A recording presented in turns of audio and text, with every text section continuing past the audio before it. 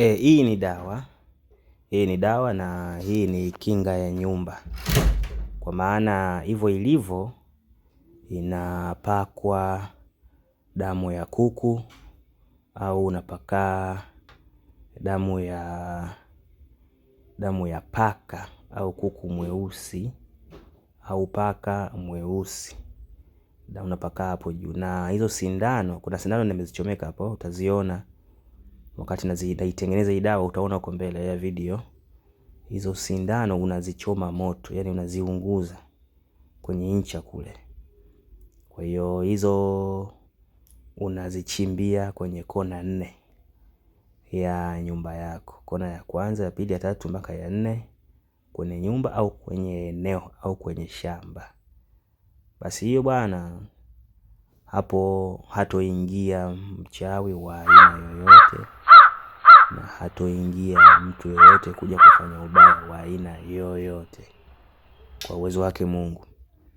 Hiyo hapo, hata kama kuna zile nyumba ambazo zina mapanya wa ajabu ajabu, panya wengi, panya wanafanya fujo, kila ukiweka dawa panya hawaondoki, basi sijui wadudu wasioeleweka, ukiifunga hiyo bwana, hiyo inakuwa hutomsikia panya hapo, hutomsikia sijui nani, kama ni wale wa ajabu ajabu.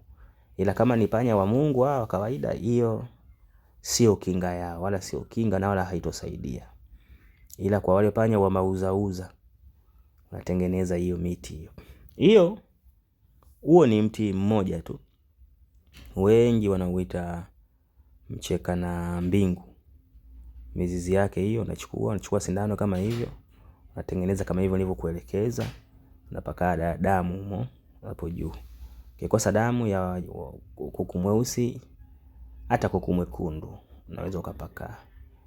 Ukikosa pia damu za hivyo vyote, basi unaweza ukapaka mafuta ya mnyonyo. Mafuta ya mnyonyo yaliyochanganywa na mafuta ya taa. Chukua mafuta ya mnyonyo, chukua mafuta ya taa, unayachanganya kwa mafuta ya taa kidogo, mnyonyo unakuwa mwingi. Basi ni dawa, hiyo ni kinga ya nyumba hiyo. Jando, viwanja vya mpira, sehemu ya biashara, ili watu wasichezee biashara yako, unafunga hiyo. Hiyo ukija kwa ubaya wako, kitakachokukuta, mimi dawa ya kukutegua sina. Basi kwa wale wenye kuweza kutengeneza nimewapa kodi hiyo. Basi kwa wale wenye kutengenezewa wanatengenezewa. Wakati unatengeneza hakikisha umevaa nguo nyeusi, kwa maana ya kaniki au suruali nyeusi au pensi nyeusi.